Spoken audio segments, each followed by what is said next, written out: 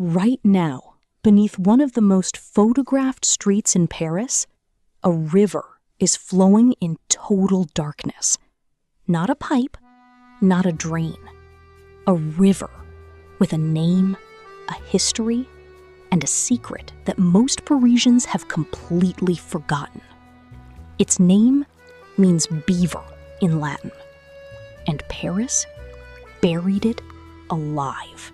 Meet the Bièvre, once the Seine's only tributary flowing through Paris itself. For centuries, it was the city's working river. Tanners, dyers, millers, and the famous Gobelins tapestry factory all lined its banks. Victor Hugo wrote about it. Rabelais wrote poetry about it. Then industry turned it into something else entirely. By 1899, a journalist described it as flowing oily and black, streaked with acids, dotted with putrid pustules. The city had a problem it could not solve. In 1858, Baron Haussmann, the man remaking Paris from scratch, declared, "The foul stream that is the Bièvre will no longer pour its muddy waters into the Seine." Not cleaned, not restored, buried.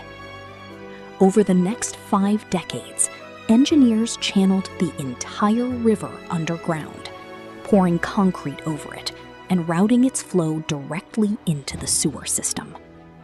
By 1912, the last visible stretch was sealed.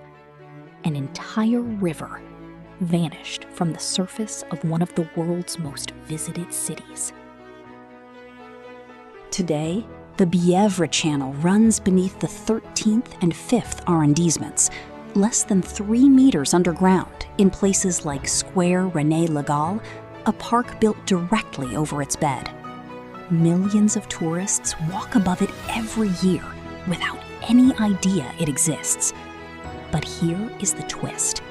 Paris has now earmarked 12.5 million euros to daylight the first section, returning it to the surface for the first time in over a century.